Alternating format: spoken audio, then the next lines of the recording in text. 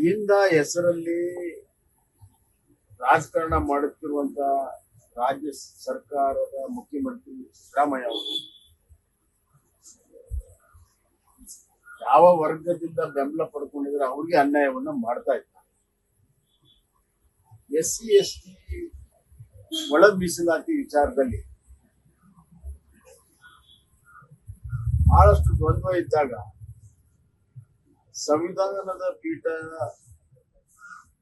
ಆ ವಿಷಯವನ್ನ ತೆಗೆದುಕೊಂಡು ಕೆಲವು ಗೈಡ್ಲೈನ್ಸ್ ಅನ್ನ ಹಾಕಿ ಮಾನದಂಡಗಳನ್ನ ಹಾಕಿ SC ST ರಿಸರ್ವೇಶನ್ ಮಾಡುವಂತ ಅಧಿಕಾರವನ್ನ ರಾಜ್ಯ ಸರ್ಕಾರ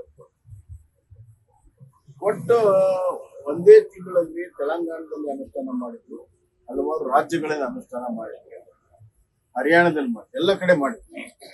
ಆದ್ರೆ ಇಲ್ಲಿ ಮೀನಾಮೇಷ ಯಾಕಂದ್ರೆ ಒಳ ಮೀಸಲಾತಿ ಬಗ್ಗೆ ಕಾಂಗ್ರೆಸ್ ಪಕ್ಷಕ್ಕಾಗ್ಲಿ ಮುಖ್ಯಮಂತ್ರಿ ಸಿದ್ದರಾಮಯ್ಯ ಅವ್ರಿಗಾಗ್ಲಿ ಅಥವಾ ಅಲ್ಲಿರುವಂತ ದಲಿತ ನಾಯಕರಿಗಾಗ್ಲಿ ಯಾವುದೇ ಬದ್ಧತೆ ಇಲ್ಲ.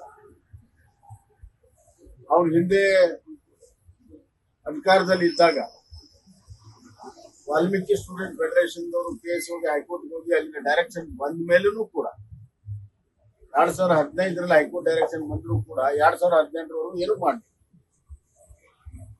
ಆಮೇಲೆ ಸಮ್ಮಿಶ್ರ ಸರ್ಕಾರ ಇದ್ದಾಗ ನಾಗಮೋಹನ್ ದಾಸ್ ಅವರ ಸಮಿತಿ ಮಾಡಿದ್ರು.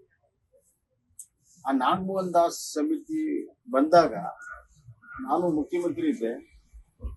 ಸರ್ವ ಪಕ್ಷಗಳ ಸಭೆ ಕರೆದು ಎಲ್ಲರನ್ನು ಒಪ್ಪಿಗೆ ಪಡೆದು SC ST ಮೀಸಲಾತಿನ ಹೆಚ್ಚಳ ಮಾಡೋದಕ್ಕೆ 15ರಿಂದ 17 SCಗೆ 3ರಿಂದ 7 STಗೆ ಮಾಡೋದಕ್ಕೆ ಕಾನೂನನ್ನ ಮಾಡಿ, ಸರ್ಕಾರಿ ಆದೇಶ ಕಾನೂನನ್ನ ಮಾಡಿ ಗವರ್ನರ್ ಅದಕ್ಕೆ ಒಪ್ಪಿಗೆ ಕೊಟ್ಟು ಈಗಾಗಲೇ ಕಾನೂನು ಅನುಷ್ಠಾನ ಆಗ್ತಾ ಇದೆ.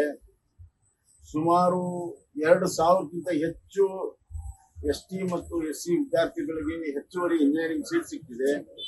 ಸುಮಾರು 800 SC ST ವಿದ್ಯಾರ್ಥಿಗಳಿಗೆ ಹೆಚ್ಚುವರಿಯಾಗಿ ಮೆಡಿಕಲ್ ಸೀಟ್ ಸಿಕ್ಕಿದೆ. ಇದು ಅನುಷ್ಠಾನ ಆಗಿ ಇದು 3 ವರ್ಷ ಮುಗಿದು 4ನೇ ವರ್ಷಕ್ಕೆ ಪದಾರ್ಪಣೆ ಮಾಡ್ತಾ ಇದೆ.